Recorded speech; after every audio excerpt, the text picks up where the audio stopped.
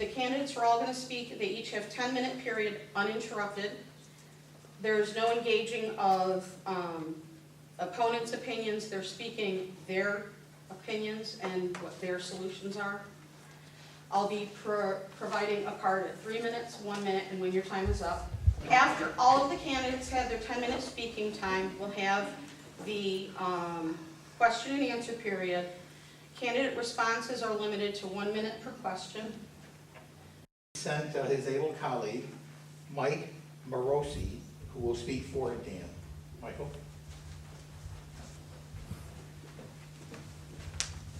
Well, thanks so much, Ted, and I really appreciate the opportunity to speak here. Dan really wanted to be here, but unfortunately was not available. So I want to thank all of you for being here today as well on Constitution Day.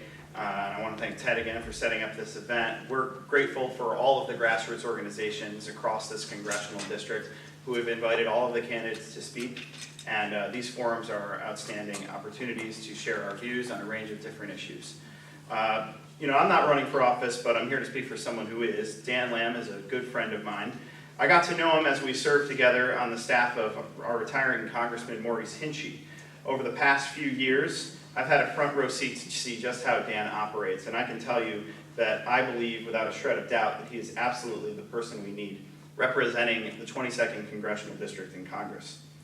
First and foremost, Dan is a public servant. That's why he spent the last 15 years serving people in this region instead of taking a job in the private sector that arguably would have been much more lucrative. It's not hard to understand why. Public service is in Dan's DNA. His mom was a public health nurse, his dad was a career naval man, and he served his country in not one, but 3 wars, World War II, Korea, and Vietnam.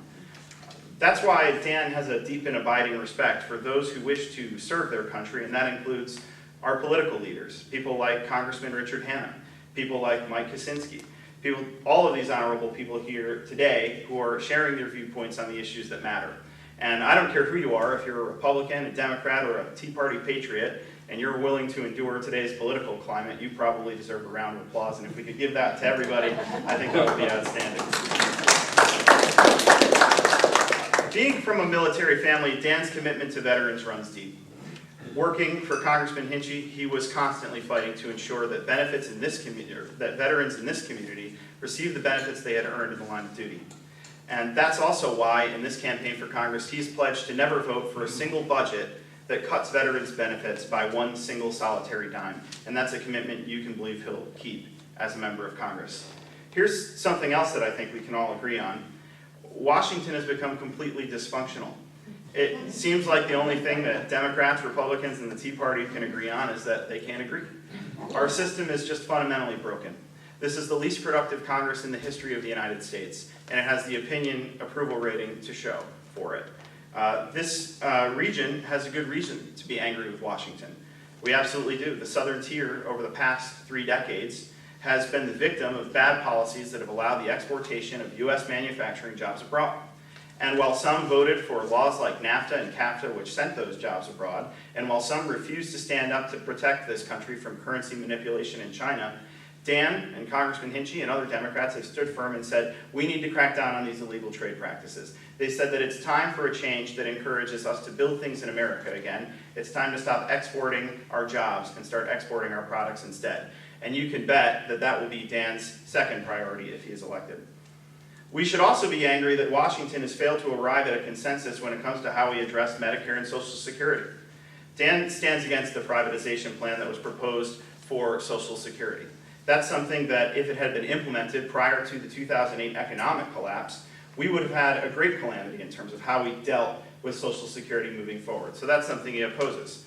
He also opposes the plan that would force seniors to pay $500 out of pocket for the health care they receive now. So he opposes the privatization scheme for Medicare that has been proposed by Paul Ryan and many in the Republican Party. That plan, as I mentioned, would force seniors to pay as much as $500 out of pocket every month for their own health care, the health care they receive now through Medicare. And that would be a huge mistake, and it would be devastating to senior citizens across this region.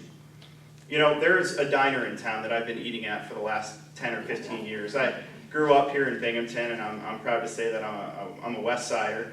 And I know we're in Vestal right now, but I grew up here in Broome County, I should say. Every year I go back and I see the same waitress pretty much. She's been my waitress for at least 10 or 15 years. And you know, she didn't have much money. She works really hard though. She works harder than almost anybody I've ever known or met. And every year we go back there and we see that you know, it's getting harder and harder for her to walk. She's getting older and older, and as she approaches retirement. And it's becoming more and more difficult to do that job. Anybody who's ever been a waitress knows that it's not easy. And so we talk about the philanthropy of the wealthy in our society, but I think it's important to remember the philanthropy of the people who go to work every day with a smile on their face, knowing that the work they're doing isn't being fully rewarded, that they'll never be able to make ends meet, that they'll never be able to pay all the bills at the end of the month. And I think there are millions of Americans who are like this. They work hard because they believe in the value of hard work. And too often they don't have decent health care benefits. They don't have big retirement accounts. They can't afford to pay out of pocket for college to send their kids to school. And when they can't work anymore and they need to retire, it's important that we have Medicare and Social Security in place the way they are to make sure that they can have a dignified retirement. And that's something that Dan is going to stand firm for in Congress and will not change. So the discussion needs to be about how we protect and preserve Medicare and Social Security. And if that's not the discussion that your member of Congress is having, if your member of Congress is in Washington talking about how we dismantle this program, how we privatize it, then it's time for you to consider electing somebody else, because we simply cannot afford to eliminate the bedrock of the social safety net in this country. Dan is also someone that we can count on to stand up for health care throughout the country for all Americans. He knows what it's like to sit in the NICU for days on end wondering if your child is going to make it. He knows what it's like to share that experience with other parents who are waiting with bated breath to learn if their child is going to survive. He knows we simply can't afford a healthcare system that denies children with pre-existing conditions access to insurance. And we can't have a healthcare system that lets insurance companies cut you off just because you get too sick and require too much care. The truth is, we've got a healthcare system for the extremely poor and destitute already. And for those of us who are lucky enough to have jobs with decent benefits, we have, for the most part, access to decent healthcare. But try paying for those benefits on your own. Try paying out of pocket for those benefits. Try to go out on the free market and purchase that plan on your own. It's nearly impossible. And that's why this healthcare law was put into place. It simply says we're going to allow all of the private insurance companies to offer their plans on a public website. They're private insurance companies that people buy through a public website, and there are a set of conditions for being in that pool of healthcare plans. And all it says is that we're going to help people get private insurance. So it's not socialized medicine, as many have said. It simply says that we're not going to take the situation where we have 50 million people who don't have health care benefits and let that continue. We're going to call for some change, and we're going to make sure that people in this country, the greatest country in the world, have the health care they need and deserve. So Dan believes this law isn't perfect. He knows we have to change it, and that discussion involves bringing healthcare professionals, business leaders, doctors into the conversation and making sure that we have sensible reforms moving forward. But everyone knows that the idea of repealing Obamacare altogether is a political non-starter. So let's move beyond that and start having a real conversation about how we continue to improve the healthcare system we all rely on. Here's what Dan also knows about the government, and it's that the problem isn't that the government always does too little.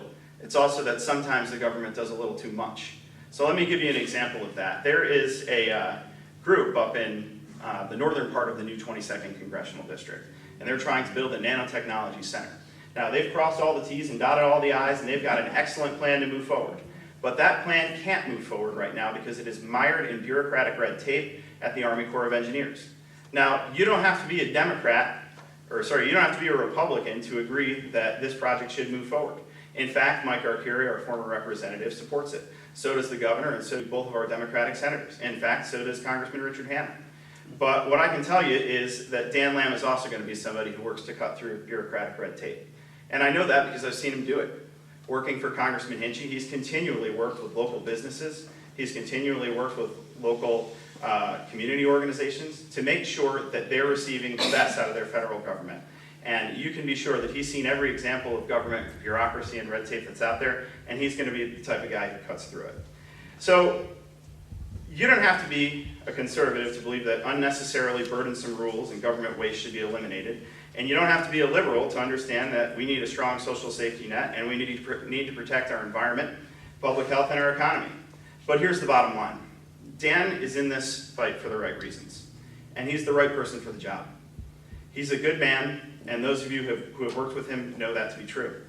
He's a middle-class guy with middle-class values, as we like to say. And like many of you, he struggles with a mortgage. He struggles to keep up with healthcare bills. He worries about the growing cost of college and the quality of our public schools for his child.